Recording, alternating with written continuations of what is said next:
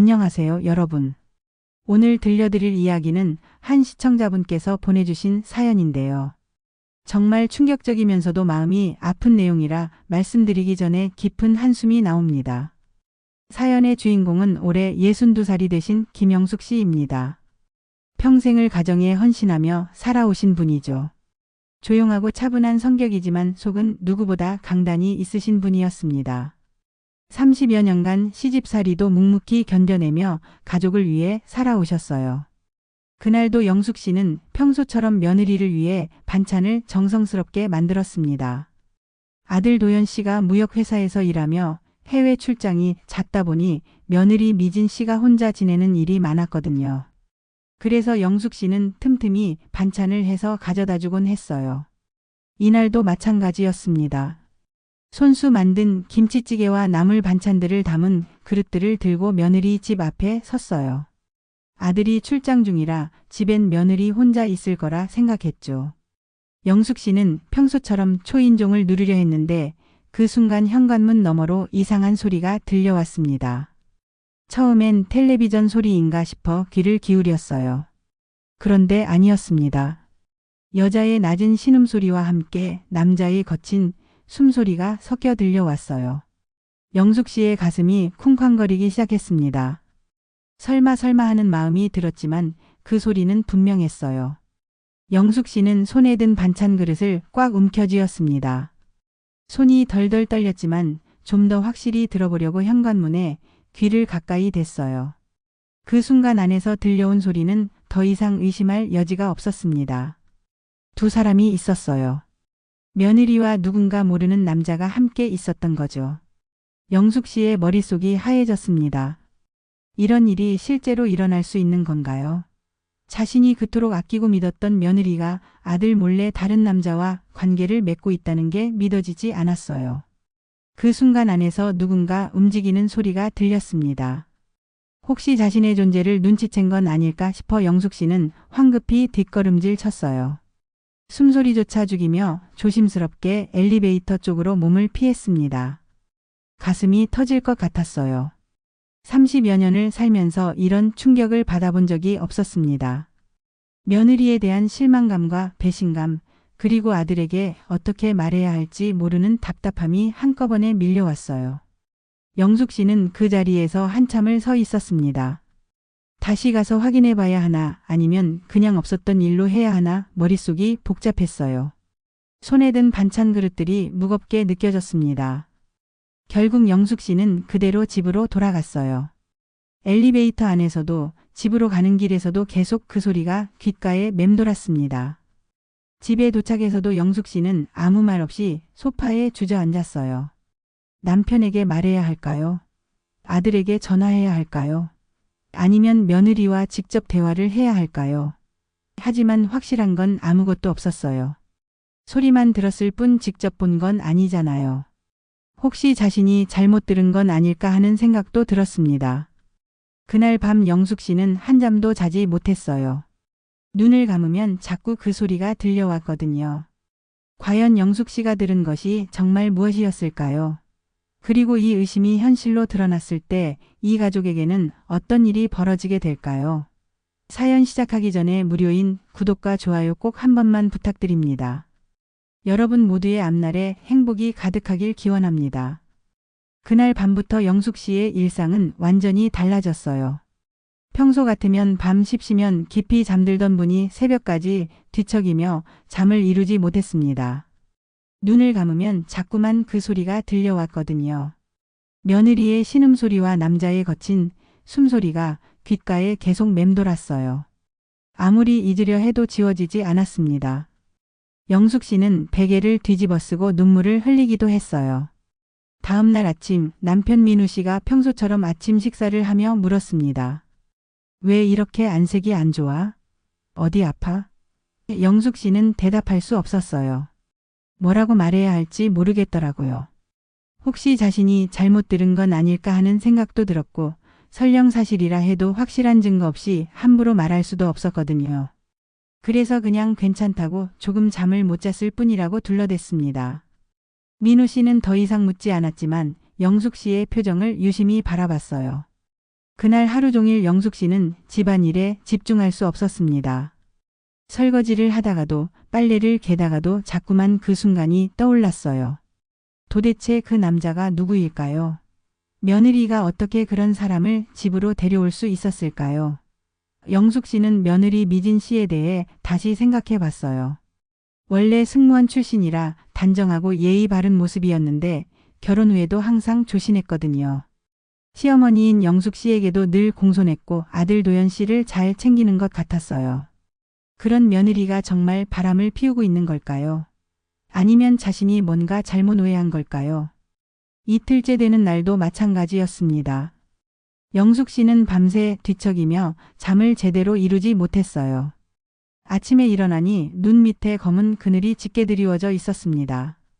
낮에는 계속 멍하니 앉아 있었어요. 평소 같으면 텔레비전 드라마를 보거나 동네 친구들과 수다를 떨었을 텐데 그럴 기분이 전혀 나지 않았거든요. 영숙 씨의 머릿속에는 온통 의문들 뿐이었습니다. 누구일까? 언제부터였을까? 아들은 모르고 있는 걸까? 주변 사람들도 알고 있는 건 아닐까? 끝없는 의문들이 꼬리에 꼬리를 물고 이어졌어요. 사흘째 되는 날 영숙 씨는 아예 식욕을 잃었습니다. 평소 즐겨 먹던 음식도 목으로 넘어가지 않았어요. 남편이 걱정스럽게 물어봐도 그냥 소화가 안 된다고만 했습니다. 그런데 이상한 건 시간이 지날수록 영숙 씨의 마음이 변해갔다는 거예요. 처음엔 충격과 혼란이 컸는데 점점 다른 감정이 올라왔습니다. 분노였어요. 며느리에 대한 그리고 그 정체불명의 남자에 대한 분노가 차오르기 시작했습니다. 어떻게 감히 결혼한 여자가 그것도 자신의 며느리가 그런 짓을 할 수 있단 말인가요? 영숙 씨는 거울 앞에 서서 자신의 모습을 바라봤어요. 하루하루 늙어가는 자신의 얼굴과 달리 젊고 예쁜 며느리가 원망스러웠습니다. 그런 예쁜 얼굴로 남편을 속이고 있었다니요. 넷째 날부터는 분노가 집착으로 바뀌었어요. 영숙 씨는 며느리의 일거수일투족이 궁금해졌습니다. 언제 그 남자를 만나는지, 얼마나 자주 만나는지, 어디서 만나는지 모든 게 알고 싶었어요. 며느리가 전화를 하면 목소리 톤을 유심히 들었고 만날 때는 표정과 행동을 세심하게 관찰했습니다. 뭔가 수상한 점은 없는지, 죄책감을 느끼는 기색은 없는지 계속 살폈어요. 하지만 며느리는 평소와 다를 바 없어 보였습니다. 여전히 공손했고 시어머니를 잘 모셨어요. 그게 더 화가 났습니다. 그렇게 뻔뻔할 수가 있나 싶었거든요. 영숙 씨는 밤마다 이불 속에서 생각했어요. 이대로 모른 척하고 넘어가야 할까요? 아니면 뭔가 행동을 취해야 할까요? 아들에게 말해야 할까요? 며느리와 직접 대화해야 할까요? 하지만 아직 확실한 증거가 없었어요. 소리만 들었을 뿐 실제로 본 건 아니잖아요. 만약 자신이 오해한 거라면 어떻게 될까요? 가족 관계가 완전히 깨져버릴 수도 있었어요. 일주일이 지나자 영숙 씨의 마음은 확고해졌습니다. 더 이상 이렇게 의심만 하고 있을 수는 없었어요. 진실을 알아야겠다고 결심했습니다. 그래서 영숙 씨는 며느리를 지켜보기 시작했어요. 언제 외출하는지, 어디로 가는지, 누구를 만나는지 몰래 확인해 보기로 했습니다. 결심을 굳힌 영숙 씨는 다음 날부터 본격적으로 며느리의 행동을 관찰하기 시작했어요. 처음엔 어떻게 해야 할지 몰라서 망설였지만 진실을 알고 싶은 마음이 더 컸거든요. 영숙 씨는 평소 며느리의 생활 패턴을 떠올려 봤습니다. 미진 씨는 보통 오전 10시쯤 장을 보러 나가거나 동네 마트에 갔어요.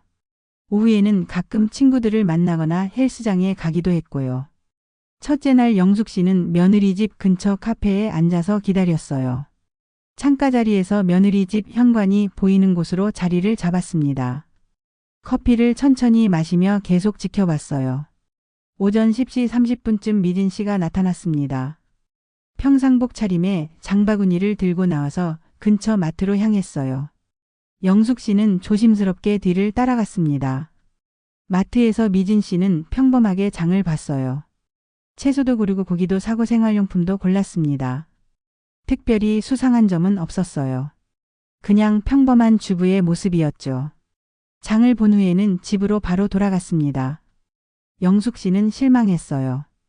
혹시 누군가를 만날 줄 알았는데 아무 일도 일어나지 않았거든요. 둘째 날도 마찬가지였습니다. 미진 씨는 오후에 헬스장에 갔다가 저녁 준비 시간에 맞춰 집으로 돌아왔어요. 누군가와 특별히 만나는 모습도 없었고 전화 통화를 하는 것도 보이지 않았습니다. 셋째 날에는 미진 씨가 친구를 만났어요. 동네 카페에서 또래 여성들과 수다를 떨었습니다. 영숙 씨는 멀리서 지켜봤는데 그냥 평범한 주부들의 모임 같았어요.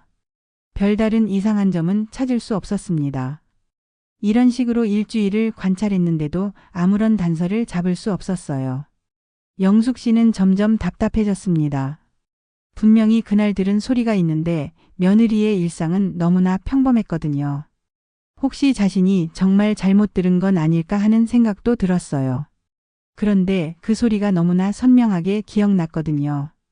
착각이었다고 하기에는 너무 생생했습니다. 영숙 씨는 다른 방법을 생각해 봤어요. 직접 따라다니는 것보다는 며느리 집 근처에서 더 오래 지켜보는 것이었습니다. 혹시 그 남자가 다시 올지도 모르잖아요.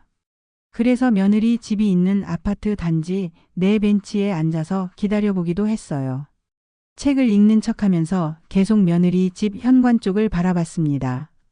하지만 이틀을 그렇게 기다려도 수상한 남자는 나타나지 않았어요. 택배 기사들, 가스 점검원, 정수기 관리사 같은 사람들만 왔다 갔을 뿐이었습니다. 영숙 씨는 점점 지쳐갔어요. 매일 며느리를 따라다니고 감시하는 일이 생각보다 힘들었거든요. 게다가 아무런 성과가 없으니 더욱 속상했습니다. 그러던 어느 날 영숙 씨는 아파트 관리 사무소 앞에서 다른 주민들이 대화하는 것을 우연히 들었어요. 요즘 아파트에 수상한 사람들이 드나든대. 라는 이야기였습니다. 혹시 며느리와 관련이 있는 건 아닐까 싶었지만 구체적인 정보는 알 수 없었어요. 2주일째가 되자 영숙 씨는 한계를 느꼈습니다. 이렇게 막연하게 따라다니는 것으로는 진실을 알아낼 수 없다는 걸 깨달았어요. 좀 더 전문적인 도움이 필요했습니다. 영숙 씨는 집에 돌아와서 고민에 빠졌어요. 누구에게 도움을 요청해야 할까요? 주변 사람들에게 말하기에는 너무 민감한 문제였고 혹시 소문이 날까 봐 걱정되기도 했거든요. 그러던 중 텔레비전에서 우연히 탐정 프로그램을 보게 되었어요. 불륜 조사를 전문으로 하는 탐정사무소가 나왔는데 영숙 씨는 그제야 해답을 찾은 것 같았습니다. 처음엔 탐정사무소라는 게 너무 생소했어요. 영화나 드라마에서나 보던 일이라 실제로 의뢰를 할 수 있을까 의문스럽기도 했고요. 그런데 다른 방법이 없었습니다. 영숙 씨는 인터넷을 검색해서 집 근처에 있는 탐정사무소를 찾아봤어요. 몇 군데가 있었는데 그 중에서 가장 믿음직해 보이는 곳을 골랐습니다. 전화를 걸기까지 한참을 망설였어요. 손에 든 전화기가 무겁게 느껴졌거든요. 이렇게 하는 게 맞는 걸까? 혹시 며느리에게 들키면 어떻게 될까? 드디어 용기를 내서 전화를 걸었습니다. 여보세요? 탐정사무소인가요? 상담을 받고 싶은데요. 전화 너머 상담원은 친절하게 응답했어요. 어떤 일인지 물어보길래 영숙 씨는 조심스럽게 상황을 설명했습니다. 며느리의 불륜을 의심하고 있다고 확실한 증거를 찾고 싶다고 말했어요. 상담을 받고 나니 마음이 조금 편해졌습니다. 전문가들이 도와준다면 진실을 알아낼 수 있을 것 같았어요. 물론 비용이 만만치 않았지만 이미 여기까지 온 상황에서 포기할 수는 없었습니다. 영숙 씨는 다음 날 탐정사무소를 직접 방문하기로 했어요. 이제 정말로 진실과 마주할 준비가 된 것 같았습니다. 그 다음 날 영숙 씨는 떨리는 마음으로 탐정사무소를 찾아갔어요. 사무실은 생각보다 깔끔하고 전문적인 분위기였습니다. 중년의 남자 탐정이 영숙 씨를 맞이했어요. 처음엔 어색했지만 탐정이 차근차근 설명해주니 마음이 놓였습니다. 영숙 씨는 그날 현관에서 들었던 일부터 시작해서 지금까지의 모든 상황을 자세히 털어놨어요. 탐정은 진지하게 메모를 하면서 들었습니다. 의뢰비는 예상보다 비쌌지만 영숙 씨는 주저하지 않고 계약을 체결했어요. 이미 여기까지 온 상황에서 돈이 문제가 될 수는 없었거든요. 진실을 아는 것이 더 중요했습니다. 탐정은 일주일 정도 시간이 필요하다고 했어요. 며느리의 일상을 면밀히 관찰하고 누구와 만나는지, 어디를 가는지 모든 걸 기록하겠다고 약속했습니다. 영숙 씨는 집으로 돌아가서 일주일을 기다렸어요. 그 시간이 정말 길게 느껴졌습니다. 매일매일이 지루하면서도 불안했어요. 혹시 탐정이 뭔가 발견하면 어떻게 할까? 반대로 아무것도 발견하지 못하면 또 어떻게 할까? 하는 생각들이 머릿속을 맴돌았거든요. 며느리를 대할 때도 어색했어요. 평소처럼 자연스럽게 행동하려고 노력했지만 자꾸만 의식이 되었습니다. 혹시 며느리가 자신의 변화를 눈치채는 건 아닐까 싶어 조심스러웠어요. 일주일 후 드디어 탐정으로부터 연락이 왔습니다. 결과가 나왔으니 사무실로 와 달라는 내용이었어요. 영숙 씨의 가슴은 다시 빠르게 뛰기 시작했습니다. 탐정 사무소에 도착하자 탐정은 두꺼운 파일을 영숙 씨 앞에 놓았어요. 그 안에는 며느리의 일주일간 모든 행동이 기록되어 있었습니다. 먼저 일반적인 내용부터 설명해 드릴게요. 탐정은 차근차근 설명을 시작했어요. 며느리는 평소와 다름없이 규칙적인 생활을 하고 있었다고 했습니다. 오전에는 장을 보거나 집안일을 했고 오후에는 가끔 친구들을 만나거나 헬스장에 갔어요. 탐정이 사진들을 하나씩 보여주기 시작했습니다. 며느리가 마트에서 장을 보는 모습, 카페에서 친구들과 대화하는 모습, 헬스장에 들어가는 모습들이었어요. 모든 게 평범한 주부의 일상이었습니다. 그런데 집에 드나드는 사람들에 대한 자료를 보여줄 때부터 분위기가 달라졌어요. 탐정은 여러 장의 사진을 꺼내서 영숙 씨 앞에 늘어놓았습니다. 일주일 동안 며느리 댁에 방문한 사람들입니다. 대부분은 예상하신 대로 배송 직원들이나 점검 기사들이었어요. 사진 속에는 택배기사, 우유 배달원, 가스 점검원, 정수기 관리사 등이 찍혀 있었어요. 모두 업무상 방문한 사람들로 보였습니다. 영숙 씨는 조금 안도했어요. 그런데 탐정이 한 장의 사진을 더 꺼냈습니다. 그런데 이분은 좀 다릅니다. 사진 속에는 정장을 입은 중년 남성이 찍혀 있었어요.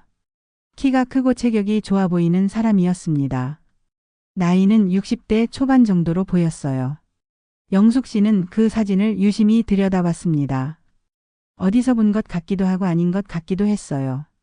확실하지는 않았지만 낯이 익은 느낌이었습니다. 이분은 일주일 동안 총 3번 방문했어요. 그런데 다른 사람들과는 체류 시간이 확연히 달랐습니다. 탐정이 기록을 보여줬어요. 택배기사나 점검원들은 보통 10분에서 20분 정도 머물렀는데 이 남성은 매번 2시간 이상씩 있었다고 했습니다. 더 중요한 건 방문 시간이었어요. 다른 업체 직원들은 보통 낮 시간에 왔는데 이 남성은 저녁 시간대에 왔다가 밤늦게 나갔다고 했습니다. 영숙 씨의 얼굴이 굳어졌어요. 저녁에 와서 밤늦게까지 있다는 것은 분명 일반적인 방문이 아니었거든요. 탐정은 계속해서 설명했습니다. 이 남성의 행동 패턴을 분석해보니 명백히 다른 목적이 있어 보입니다. 그리고 결정적으로 어제는 2사람이 함께 외출하는 것까지 포착했다고 했습니다. 탐정이 마지막 사진을 꺼냈을 때 영숙 씨는 충격을 받았어요. 며느리와 그 남성이 호텔 앞에서 함께 들어가는 모습이 선명하게 찍혀 있었거든요. 사진 속 며느리는 평소보다 화장을 진하게 하고 예쁜 옷을 입고 있었어요. 그리고 그 남성과 자연스럽게 팔짱을 끼고 호텔로 들어가고 있었습니다. 영숙 씨는 말문이 막혔어요. 이제 더 이상 의심할 여지가 없었습니다. 며느리가 정말 바람을 피우고 있었던 거예요. 그런데 탐정이 또 다른 사진을 보여줬을 때 영숙 씨는 더 큰 충격을 받았습니다. 그 남성의 얼굴이 더 선명하게 나온 사진이었는데 영숙 씨에게는 너무나 익숙한 얼굴이었거든요. 세상에 이럴 수가. 영숙 씨는 손으로 입을 막았어요. 믿을 수 없는 광경이었습니다. 사진 속의 남성은 다름 아닌 자신의 남편 최민우였던 거예요. 탐정도 영숙 씨의 반응을 보고 뭔가 특별한 사이라는 걸 눈치챘어요. 하지만 더 이상 묻지는 않고 조용히 기다려줬습니다. 영숙 씨는 한동안 말을 하지 못했어요. 머릿속이 하얘지면서 아무 생각도 나지 않았거든요. 며느리의 바람은 의심했지만 그 상대가 자신의 남편일 거라고는 꿈에도 생각하지 못했습니다. 30여 년을 함께 산 남편이 며느리와 그런 관계였다니요. 시어머니인 자신을 속이고 아들인 도연 씨까지 배신하고 있었던 거예요. 영숙 씨는 탐정사무소를 나와서도 한참을 멍하니 서 있었어요. 집으로 돌아가야 하는데 발걸음이 떨어지지 않았습니다. 이제 어떻게 해야 할까요? 그 충격적인 현실을 받아들이기까지 영숙 씨에게는 시간이 필요했어요. 아파트 단지 내 벤치에 앉아서 한참을 멍하니 있었습니다. 지나가는 사람들의 발소리도 자동차 소음도 전혀 들리지 않았어요. 귓가에는 오직 자신의 심장 뛰는 소리만 울려 퍼졌습니다. 며느리가 바람을 피운다는 것만으로도 충분히 충격적이었는데 그 상대가 자신의 남편이라니요. 영숙 씨는 도저히 믿을 수가 없었어요. 30여 년을 함께 살아온 남편 민우 씨의 얼굴이 떠올랐습니다. 평소에는 조용하고 점잖은 사람이라고 생각했는데 그 속에 이런 면이 숨어 있었다니요. 며느리를 그런 시선으로 바라보고 있었다는 게 믿어지지 않았어요. 그리고 며느리 미진 씨도 마찬가지였습니다. 항상 단정하고 예의 바른 모습이었는데 시아버지와 그런 관계를 맺고 있었다니. 어떻게 그럴 수 있었을까요? 영숙 씨는 지난 몇 달을 돌이켜봤어요. 혹시 전에도 신호가 있었던 건 아닐까요? 자신이 눈치채지 못한 뭔가가 있었을까요? 생각해보니 이상한 점들이 몇 가지 있었어요. 며느리가 평소보다 화장을 진하게 하고 나가는 날이 있었고 남편도 어떤 날에는 늦게 들어오면서 술 냄새를 풍기기도 했습니다. 그때는 단순히 회사 일이나 친구들과의 모임 때문이라고 생각했는데 이제 보니 다른 이유가 있었던 거예요. 영숙 씨는 가방에서 사진들을 다시 꺼내봤어요. 호텔 앞에서 팔짱을 끼고 들어가는 두 사람의 모습이 너무나 선명했습니다. 자연스럽고 친밀한 모습이 오히려 더 충격적이었어요. 이미 오래된 관계라는 것을 보여주는 듯 했거든요. 영숙 씨는 눈물이 났어요. 분노보다는 배신감과 허탈감이 더 컸습니다. 자신이 믿었던 사람들이 모두 자신을 속이고 있었다는 사실이 너무 아팠어요. 그렇게 한참을 앉아 있다가 겨우 일어났습니다. 집으로 돌아가야 했어요. 하지만 어떤 얼굴로 그들을 봐야 할지 막막했습니다. 집에 도착했을 때는 이미 저녁 시간이었어요. 남편 민우 씨가 거실에서 뉴스를 보고 있었습니다. 평소와 다름없는 모습이었죠. 어디 갔다 와? 이렇게 늦게. 민우 씨가 별일 없다는 듯이 물어봤어요. 영숙 씨는 그 목소리를 들으니 더욱 화가 났습니다. 며느리와 호텔에 가서 그런 짓을 하고 와서는 아무렇지도 않게 자신에게 말을 거는 게 믿어지지 않았어요. 그냥 좀 돌아다녔어요. 영숙 씨는 최대한 평정을 유지하며 대답했습니다. 지금 당장 따져 묻고 싶은 마음이 굴뚝 같았지만 아직은 참아야 했어요. 좀 더 신중하게 행동해야 했습니다. 저녁을 준비하면서도 영숙 씨의 마음은 복잡했어요. 평소 같으면 남편이 좋아하는 음식을 신경 써서 만들었을 텐데 이제는 그런 마음이 전혀 들지 않았습니다. 식탁에 앉아서 밥을 먹는데도 음식이 목으로 넘어가지 않았어요. 건너편에 앉은 남편을 바라보니 너무 낯설었습니다. 30여 년을 함께 살았는데 이렇게 모르는 사람 같을 수가 있을까요? 민우 씨는 평소처럼 뉴스 이야기를 하며 식사를 했어요. 정치 얘기도 하고 경제 뉴스에 대한 의견도 말했습니다. 정말 아무렇지도 않은 모습이었어요. 영숙 씨는 그 모습을 보면서 더욱 화가 났습니다. 어떻게 그렇게 태어날 수 있을까? 며느리와 그런 관계를 맺고 있으면서 집에서는 평범한 남편인 척할 수 있는 걸까요? 그날 밤 영숙 씨는 잠을 이룰 수 없었어요. 옆에서 코를 고는 남편을 바라보며 온갖 생각이 머릿속을 휘몰아쳤습니다. 언제부터였을까요? 어떻게 시작된 걸까요? 며느리가 먼저 유혹한 걸까요? 아니면 남편이 먼저 손을 댄 걸까요? 아들 도연 씨는 정말 모르고 있는 걸까요? 수많은 의문들이 꼬리에 꼬리를 물고 이어졌어요. 답을 알 수 없는 질문들 때문에 영숙 씨는 더욱 답답했습니다. 새벽이 되어서야 영숙 씨는 결심을 굳혔어요. 이대로 당하고만 있을 수는 없었습니다. 반드시 대가를 치르게 해야 했어요. 남편과 며느리 모두 용서할 수 없었습니다. 자신을 이렇게 배신한 사람들에게는 그에 상응하는 벌을 받게 해야 했어요. 하지만 어떻게 해야 할까요? 단순히 소리를 지르고 화를 내는 것만으로는 부족했습니다. 더 확실하고 치밀한 계획이 필요했어요. 영숙 씨는 천천히 복수를 계획하기 시작했습니다. 그들이 자신에게 준 상처만큼, 아니 그보다 더 큰 아픔을 돌려줘야 했어요. 그 다음 날부터 영숙 씨의 하루는 완전히 달라졌어요. 복수를 결심한 이상 감정적으로 행동해서는 안 됐습니다. 철저하고 치밀하게 준비해야 했어요. 영숙 씨는 평생 이렇게 계획적으로 뭔가를 준비해 본 적이 없었지만 배신당한 분노가 그녀를 움직이게 했습니다. 먼저 탐정사무소에서 받은 자료들을 정리했어요. 사진들을 날짜별로 분류하고 남편과 며느리의 만남 기록을 시간순으로 정리했습니다. 이것들이 나중에 법정에서 중요한 증거가 될 거라고 생각했거든요. 그 다음에는 남편의 재산 현황을 파악하기 시작했어요. 30여 년을 함께 살면서 대략적으로는 알고 있었지만 이번 기회에 정확하게 조사해 보기로 했습니다. 남편 민우 씨는 공무원으로 일하다 퇴직했기 때문에 퇴직금과 연금이 있었어요. 그리고 현재 살고 있는 집과 예금도 있었습니다. 생각보다 재산이 꽤 있었어요.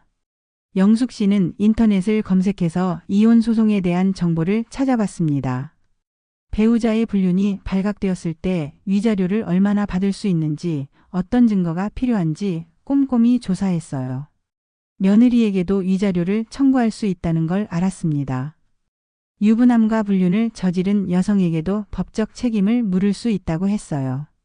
영숙 씨는 며느리도 절대 봐줄 생각이 없었습니다. 며칠 후 영숙 씨는 법무법인을 찾아갔어요. 변호사와 상담을 받기 위해서였습니다. 처음에는 어색했지만 상황을 설명하니 변호사가 친절하게 조언해 줬어요. 불륜의 증거가 확실하다면 이혼 소송에서 유리할 거라고 했습니다. 그리고 상관자인 며느리에게도 위자료를 청구할 수 있다고 확인해 줬어요. 영숙 씨는 드디어 희망을 느꼈습니다.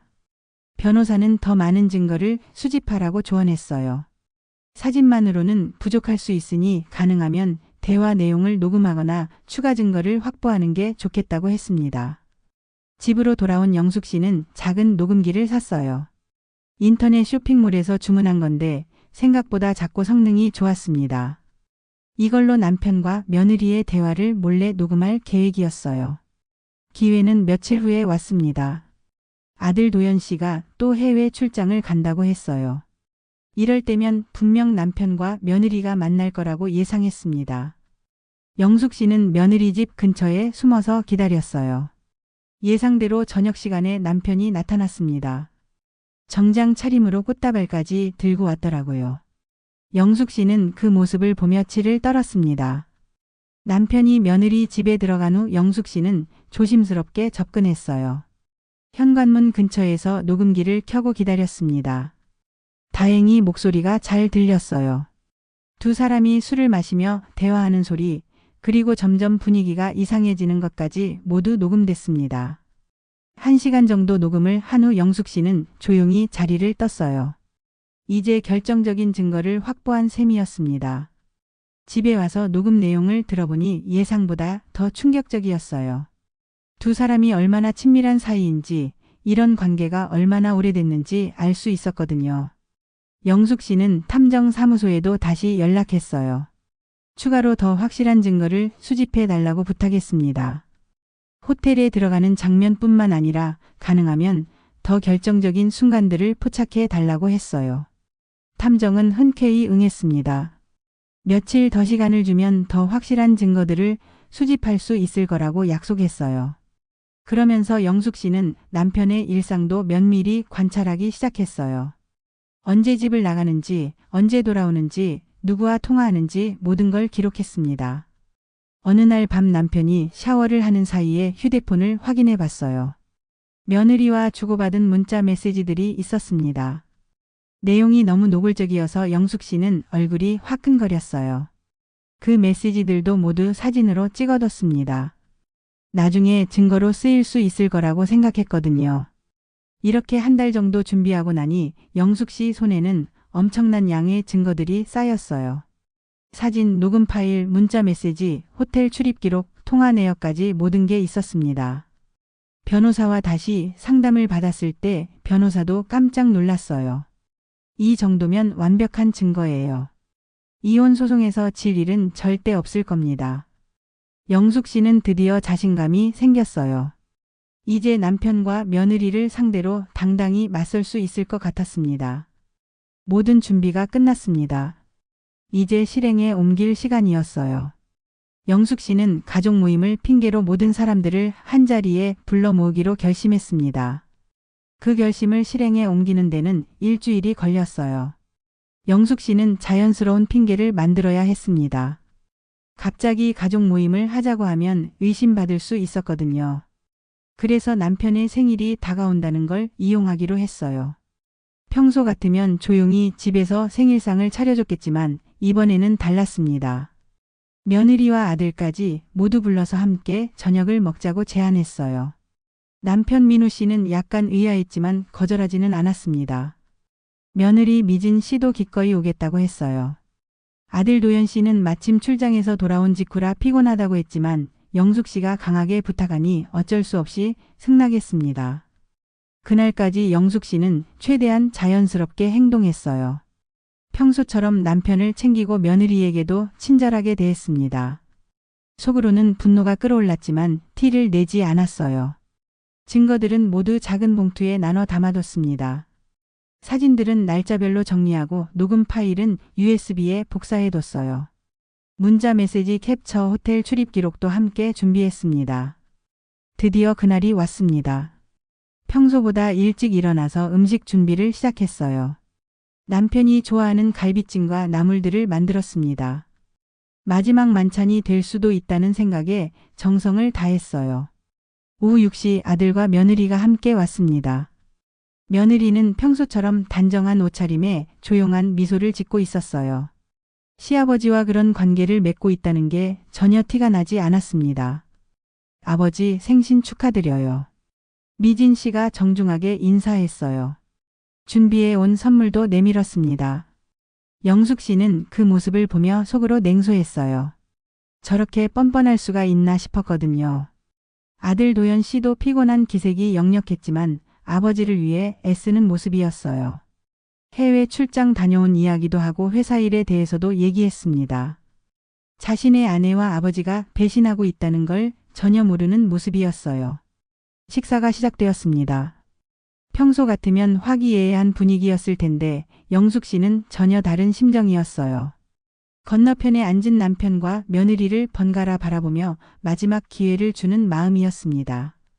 혹시 지금이라도 잘못을 인정하고 사과할까 싶었거든요. 하지만 두 사람은 끝까지 아무렇지도 않은 척했어요. 남편은 평소처럼 정치 이야기를 하며 식사를 했고 며느리는 시어머니 음식 솜씨를 칭찬하며 예의 바르게 행동했습니다. 아들은 피곤해하면서도 가족과의 시간을 소중히 여기는 모습이었어요. 식사가 끝나갈 무렵 영숙 씨는 일어났습니다. 안방에 갔다가 준비해둔 봉투들을 가져왔어요. 모두가 의아한 표정으로 바라봤습니다. 영숙 씨는 조용히 식탁으로 돌아와서 의자에 앉았어요. 그리고 봉투 하나를 남편 앞에, 다른 하나를 며느리 앞에 조용히 내려놓았습니다. 이게 뭐예요, 어머니? 며느리가 당황한 표정으로 물어봤어요. 남편도 고개를 갸웃하며 봉투를 바라봤습니다. 아들은 무슨 일인지 몰라서 어리둥절해 했어요. 영숙 씨는 아무 말 없이 자신의 봉투도 꺼냈습니다. 그 안에서 사진들을 하나씩 꺼내기 시작했어요. 호텔 앞에서 팔짱을 끼고 들어가는 모습, 며느리 집에 드나드는 남편의 모습. 친밀하게 대화하는 장면들이 차례로 식탁 위에 놓였습니다. 공기가 순식간에 얼어붙었어요. 남편 민우 씨의 얼굴이 하얗게 변했고 며느리 미진 씨는 손을 떨며 사진들을 바라봤습니다. 아들 도연 씨는 처음엔 무슨 사진인지 몰랐지만 점점 상황을 이해하기 시작했어요. 영숙 씨는 계속해서 증거들을 꺼냈습니다. 녹음기를 틀어서 두 사람의 대화를 들려줬고 문자 메시지 캡처본도 보여줬어요. 호텔 출입 기록과 만남 일정까지 모든 걸 공개했습니다. 아무도 말을 하지 않았어요. 오직 녹음기에서 나오는 남편과 며느리의 목소리만 거실에 울려 퍼졌습니다. 너무나 적나라하고 충격적인 내용이었어요. 아들 도연 씨는 점점 얼굴이 굳어갔습니다. 처음엔 믿을 수 없다는 표정이었다가 점점 분노로 바뀌어 갔어요. 자신의 아내와 아버지가 자신을 배신했다는 사실을 받아들이기 힘들어했습니다. 며느리 미진 씨는 창백한 얼굴로 손을 떨고 있었어요. 변명을 하려고 입을 열었다가 다시 닫기를 반복했습니다. 어떤 말을 해도 소용없다는 걸 알고 있는 것 같았어요. 남편 민우 씨는 고개를 푹 숙이고 있었습니다. 영숙 씨의 눈을 마주치지 못하고 계속 시선을 피했어요. 들킬 줄은 몰랐다는 표정이었습니다. 모든 증거가 공개된 후 영숙 씨는 차분하게 말했어요. 이제 끝났어요. 모든 게 끝났다고요. 그 한마디에 거실의 공기는 완전히 무너졌습니다. 30여 년간 이어온 가족의 관계가 한순간에 산산조각 난 순간이었어요. 그 충격적인 폭로 이후 몇 달이 흘렀어요. 예상대로 가족은 완전히 해체되었습니다. 아들 도연 씨는 그날 밤 분노에 차서 집을 나갔고 며느리 미진 씨는 울면서 친정으로 돌아갔어요. 남편 민우 씨는 며칠 동안 말도 제대로 하지 못했습니다. 영숙 씨는 바로 이혼 소송 절차를 밟기 시작했어요. 변호사와 함께 준비한 서류들을 법원에 제출했고 며느리에게도 위자료 청구 소송을 걸었습니다. 처음 법정에 서던 날 영숙 씨는 긴장되면서도 당당했어요. 30여 년을 참고 살아온 모든 것들을 이제 정리할 때가 된 거라고 생각했거든요. 남편과 며느리 측에서도 변호사를 선임했습니다. 처음에는 사실을 부인하려고 했지만 영숙 씨가 준비한 증거들 앞에서는 변명할 여지가 없었어요. 재판이 본격적으로 시작되면서 영숙 씨는 그동안 몰랐던 진실들을 하나씩 알게 되었습니다. 변호사들이 사건의 경위를 자세히 조사하면서 더 많은 사실들이 드러났거든요. 처음 알게 된 것은 이 관계가 시작된 경위였어요. 재판 과정에서 밝혀진 바에 따르면 작년 가을 아들이 긴 해외 출장을 떠났을 때였어요. 한 달 넘게 집을 비운다고 해서 아들이 어머니, 아버지가 며느리 집에 들러서 안부를 확인해 달라고 부탁했었어요. 처음에는 정말 순수한 마음이었습니다. 시아버지가 며느리를 챙기는 정도였죠. 가끔 저녁을 함께 먹기도 하고 집안에 고장난 곳이 있으면 수리해 주기도 했어요. 그런데 어느 날 저녁 두 사람은 평소보다 술을 많이 마셨다고 했습니다. 며느리가 남편 혼자 지내는 게 외로울 것 같다며 술을 권했고 며느리도 거절하지 않았어요. 몇 차례 건배를 하고 나니 둘 다 취했습니다. 며느리는 소파에 기대어 잠들듯 쓰러졌고 남편도 정신을 제대로 차리지 못하는 상태였다고 했어요. 그날 밤 취기에 둘은 선을 넘었습니다. 아무도 의도한 일이 아니었어요. 술에 취해 정신을 제대로 차리지 못한 상태에서 일어난 일이었습니다. 다음 날 아침 두 사람 모두 충격을 받았다고 했어요. 어떻게 그런 일이 일어났는지 믿을 수 없었거든요. 며느리는 죄책감에 시달렸고 남편도 마찬가지였습니다. 처음에는 둘 다 이런 일이 다시는 없어야 한다고 다짐했어요. 서로 죄책감을 느끼며 거리를 두려고 노력했습니다. 그런데 문제는 그 이후였어요. 아들이 출장에서 돌아와도 두 사람 사이의 미묘한 기운은 사라지지 않았습니다. 서로 의식하게 되었거든요. 며칠 후 남편이 다시 며느리 집을 방문했을 때도 술을 마셨어요. 이번에는 더 조심하려고 했지만 결국 또 같은 일이 반복되었습니다. 그렇게 두 번, 세 번 반복되면서 이제는 실수가 아닌 관계로 발전한 거였어요. 처음에는 죄책감이 컸지만 점점 그런 감정들이 희미해졌다고 했습니다. 영숙 씨는 이 사실을 알고 더욱 배신감이 들었어요. 자신이 남편에게 며느리를 챙겨달라고 부탁한 것이 이런 결과를 낳았다니 아이러니하기 그지없었거든요. 재판부에서는 더 자세한 경위를 조사했습니다. 정확히 언제부터 관계가 시작되었는지, 얼마나 자주 만났는지, 다른 사람들은 알고 있었는지 등을 파헤쳤어요. 조사 결과 이 관계는 약 6개월 정도 지속되었다는 것이 밝혀졌습니다. 아들이 출장을 갈 때마다 만났고 가끔은 호텔에서 만나기도 했어요. 다른 가족들이나 주변 사람들은 전혀 모르고 있었습니다. 변호사는 이런 사실들을 바탕으로 영숙 씨가 받을 수 있는 위자료 규모를 계산했어요. 남편의 재산과 불륜기간, 정신적 피해 등을 종합해서 상당한 금액이 나올 것 같다고 했습니다. 며느리 쪽에서도 위자료를 지급해야 한다고 했어요. 유부남과 관계를 맺은 것에 대한 책임을 져야 한다는 거였죠. 영숙 씨는 이 모든 과정을 지켜보며 복잡한 심정이었어요. 진실을 알게 되니 오히려 더 화가 났습니다. 처음에는 실수로 시작된 일이라고 생각해서 그나마 이해하려고 했는데 그 후에 계속 관계를 이어간 것은 명백한 배신이었거든요. 재판이 더 진행되면서 영숙 씨는 훨씬 더 충격적인 진실과 마주하게 되었어요. 남편 측 변호사가 선처를 호소하며 제출한 진술서에서 놀라운 내용이 드러났습니다. 지금까지 알고 있던 것과는 완전히 다른 이야기였어요. 처음 며느리와 관계를 맺게 된 것이 단순한 실수나 우연이 아니었다는 거예요.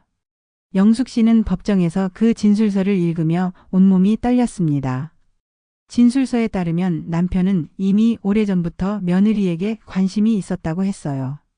며느리가 집에 시집 오기 초기부터 예쁘고 매력적이라고 생각했다는 겁니다. 특히 며느리가 전직 승무원 출신이라 몸매가 좋고 세련된 모습이 자꾸 눈에 들어왔다고 했어요.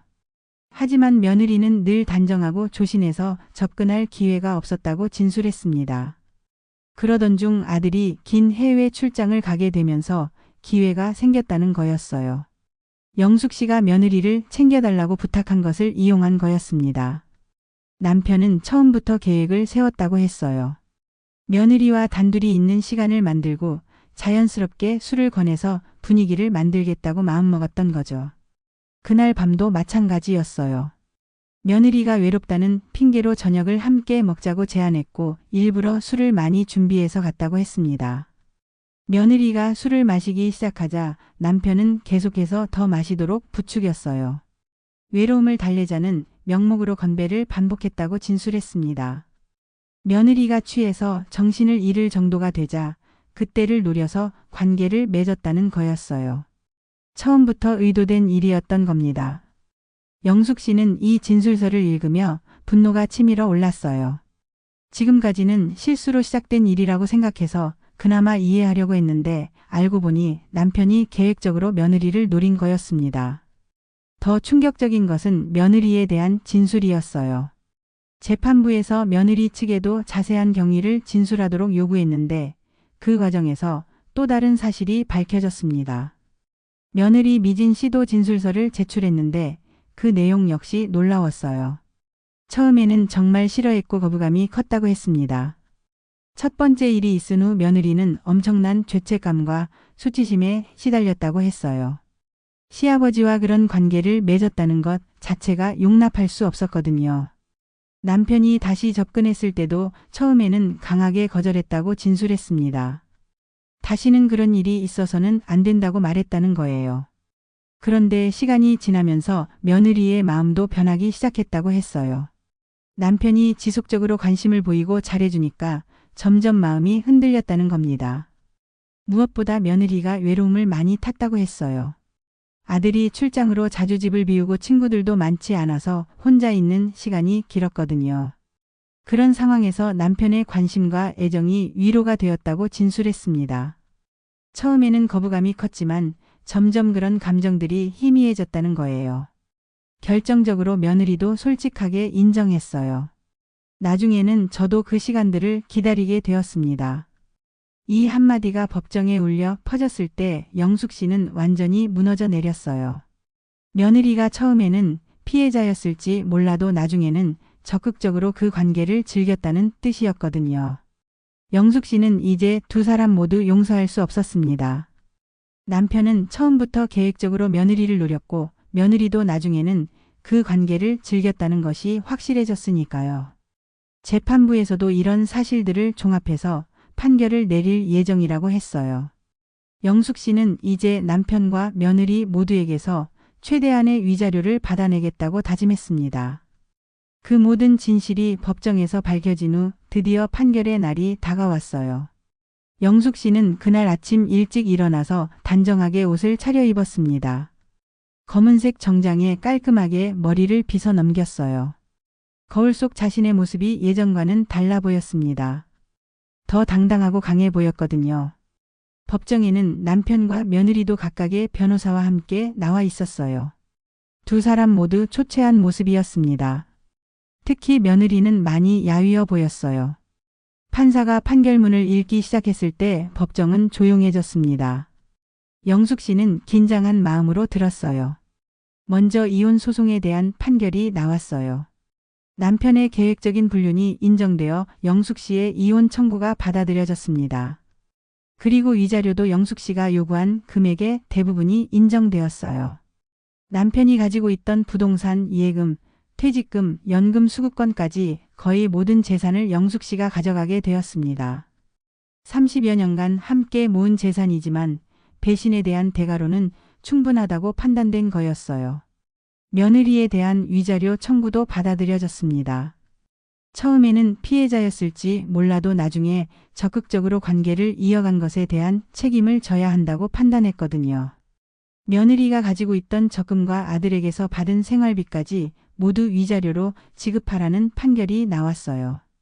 그녀에게는 거의 남는 게 없을 정도였습니다. 판결이 끝나고 법정을 나올 때 영숙 씨는 처음으로 홀가분함을 느꼈어요. 지난 몇 달간의 고통과 분노가 모두 해소된 것 같았습니다. 남편 민우 씨는 영숙 씨에게 다가와서 말을 걸려고 했지만 영숙 씨는 쳐다보지도 않았어요. 이미 더 이상 할 말이 없었거든요. 며느리 미진 씨는 멀리서 고개를 숙이고 있었습니다. 영숙 씨와 눈을 마주치지 못하고 있었어요. 몇 주 후 모든 법적 절차가 완료되었어요. 영숙 씨는 새로운 집으로 이사를 했습니다. 혼자 살기에는 조금 큰 집이었지만 앞으로의 삶을 위해서는 필요했어요. 남편은 거의 모든 재산을 잃고 작은 원룸으로 이사해야 했습니다. 퇴직 후에 노후 준비가 모두 물거품이 된 셈이었어요. 연금도 일부는 영숙 씨에게 지급되도록 조치되었습니다. 며느리 미진 씨는 결국 친정으로 돌아갔어요. 아들 도연 씨도 이혼을 결정했거든요. 그날 가족 모임에서 모든 진실을 알게 된 후 도연 씨는 아내를 용서할 수 없다고 했습니다. 도연 씨는 어머니인 영숙 씨를 전적으로 지지했어요.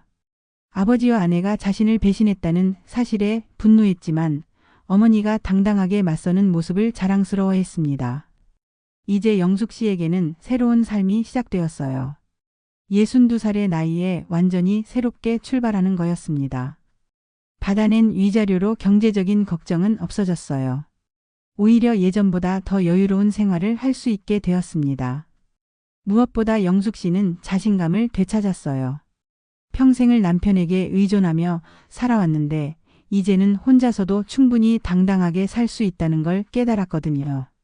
새 집에서 영숙 씨는 그동안 하지 못했던 일들을 시작했어요. 요리 클래스도 다니고 독서 모임에도 참여했습니다. 여행도 계획하고 있어요. 동네 사람들은 처음에는 영숙 씨의 상황을 안타까워했지만 점점 부러워하기 시작했어요. 배신한 남편을 깔끔하게 정리하고 새 삶을 시작한 모습이 멋있어 보였거든요. 영숙 씨 자신도 놀랐어요. 이렇게 강한 사람이었다는 걸 미처 몰랐었거든요. 평생을 참고 살아왔지만 진정한 배신 앞에서는 절대 굽히지 않을 수 있다는 걸 깨달았습니다. 가끔 과거를 돌아보면 씁쓸하기도 해요. 30여 년의 결혼 생활이 그렇게 끝나버렸으니까요. 하지만 후회는 없습니다. 진짜가 아닌 관계를 억지로 유지할 필요는 없다고 생각해요. 차라리 혼자 당당하게 사는 게 낫죠. 영숙 씨는 이제 완전히 다른 사람이 되었어요. 예전의 조용하고 순종적인 모습은 사라지고 자신의 삶을 스스로 책임지는 강한 여성으로 변화했습니다. 배신한 자들은 모두 그에 상응하는 대가를 치렀고 영숙 씨만이 홀로 승리자로 남게 되었어요. 오늘 이야기는 어떠셨나요? 사연자분께 따뜻한 격려의 댓글 남겨주시면 큰 힘이 될 거예요. 구독과 좋아요 눌러주시면 새로운 이야기로 보답하겠습니다. 오늘도 함께 해주셔서 진심으로 감사드립니다.